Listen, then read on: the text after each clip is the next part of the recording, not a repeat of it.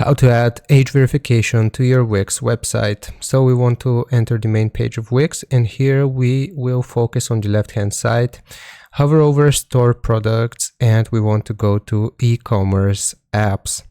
So once we're here, if we scroll all the way down, we will be able to see this age verification pop-up application.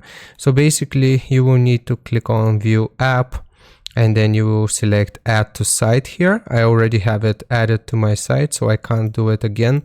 However, it's going to look like this once we have it added. If we click on open app, it will look like this once we have it added, like I said. And basically the most important part here, if we want to enable this, I had to retake this tutorial, but we want to scroll down and you will see this pop-up is disabled in your site.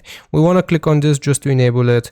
And now if people enter our website, it's going to look like this. It will ask them if they're over 18 or if they're not over 18, and they can confirm if you're selling liquor, for example, something like that. Then we can click on yes here, and then this will successfully have set up the age verification on our Wix website. So I hope this helps. Leave a like and sub, and I'll see you next time.